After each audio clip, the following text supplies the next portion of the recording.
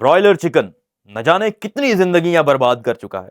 अगर आप broiler chicken का इस्तेमाल करते हैं तो आपकी जिंदगी तबाह हो जाएगी, आपका हार्मोनल सिस्टम तबाह बर्बाद होकर रह जाएगा, आपके जिस्म में ऐसी तब्दीलियां आएंगी कि आप इंसान नहीं बंदर बन जाएंगे। ये कुछ ऐसे क्लेम्स हैं जो बहुत लंबे अरसे से सुनते आ रहे हैं हम, लेकिन ब्रॉयलर चिकन इतना मजेदार होता है कि कभी इन बातों की तरफ खाते हुए ध्यान नहीं गया। आज हम बात करेंगे कि ब्रॉयलर चिकन क्या वाकई में नुकसानदेह है या नहीं, और जो लोग कहते हैं कि ये नुकसानदेह है वो ऐसा क्यों कहते हैं। सबसे पहले नंबर पे ये जानने की कोशिश करते हैं कि ब्रॉयलर चिकन बनता कैसे है, ये कैसे इस दुनिया में आ गया। क्या कुदरत ने बनाया है या इंसानों ने बनाया है। दो अच्छी नस्ल के जानवरों को लिया जाता है, जैसे एक चिकन, मेल चिकन जो अच्छा गोश्त पैदा करता है, फीमेल चिकन जो अच्छा गोश्त पैदा करती है, इन दोनों को मिलाया जाता है और इनके नतीजे में जो प्रोडक्ट बनती है, जो बच्चा होता है, जो चिक पैदा होता है, वो अच्छे गोश्त वाली क्वालिटीज रखता है, जिसका गोश्त जल्दी तैयार हो जाता है। और ये फिर जब आप बार बार करते रहेंगे, बार बार करते रहेंगे, तो नतीजे में एक ऐसा परिंदा बनेगा, एक ऐसा चिक बनेगा जो 40 दिन के अंदर तैयार हो जाता है और आपको किलो 2 किलो गोश्त दे देता है।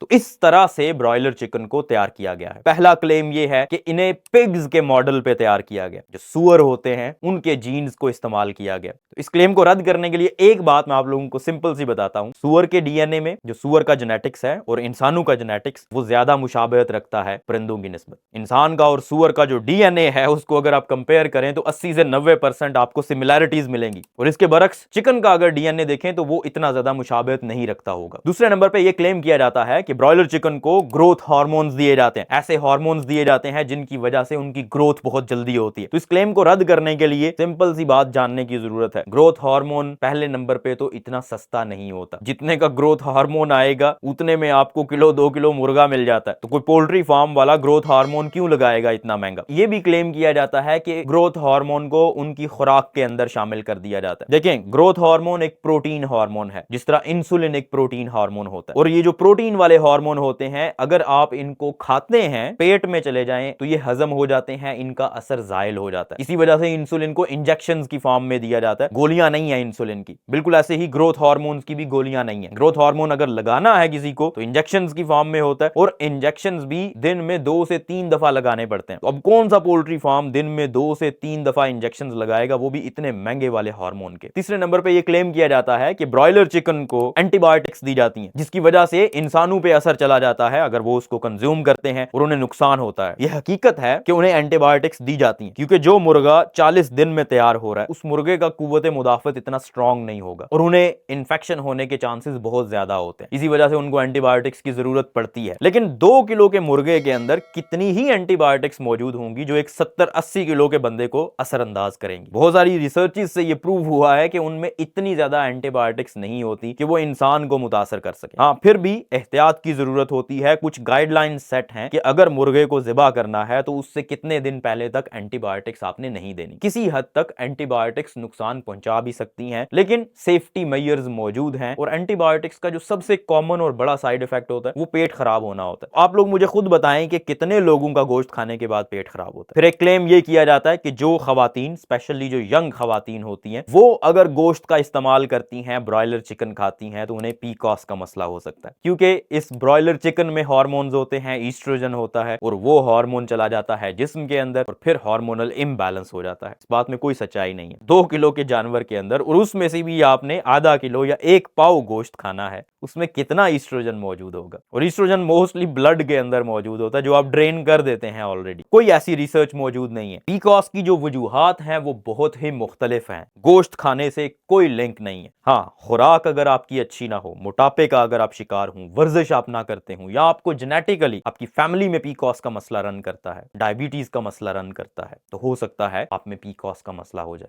गोश्त से, ब्रॉयलर चिकन से इसका कोई लेना देना नहीं है। ब्रॉयलर चिकन हमारे लिए एक बहुत बड़ी नेमत है। कुछ ही दिनों में ब्रॉयलर चिकन तैयार हो जाता है और हमें गोश्त मुयस्सर आ जाता है, वरना अगर सिर्फ देसी मुर्ग ही होता दुनिया में तो गालिब कौन जीता है तेरी जुल्फ के सर होने तक की बजाय कौन कमबख्त जीता है मुर्ग के जवान होने तक कह रहे होते। आई नो आप लोगों के बहुत सारे सवाल होंगे, क्योंकि बहुत सारे लोग हैं जो ये समझते हैं ब्रॉयलर चिकन नुकसानदेह है उनकी सेहत के लिए, लेकिन ब्रॉयलर चिकन में तो इतनी प्रोटीन मौजूद होती है, एक बेस्ट सोर्स है जो इजीली और रेडीली अवेलेबल है। और जो लोग गोश्त का इस्तेमाल करते हैं उनमें vitamin B complex, vitamin B6, vitamin B12 उसकी कमी नहीं होती, आयरन की कमी नहीं होती, क्योंकि आयरन और विटामिन B12 और विटामिन बी कॉम्प्लेक्स और बहुत सारे मिनरल्स और प्रोटीन आपको चिकन से मिलती है, और ये एक बड़ा सस्ता और मयारी तरीका है ये चीजें हासिल करने का, न्यूट्रिएंट्स हासिल करने का। आई नो अभी भी बहुत सारे लोगों के सवाल होंगे, बहुत सारे लोग कंफ्यूज होंगे, लेकिन मैं हाजिर हूं, कोई भी सवाल हो, किसी किस्म की भी कंफ्यूजन हो, कमेंट सेक्शन में जरूर बताएं। I will try to address that.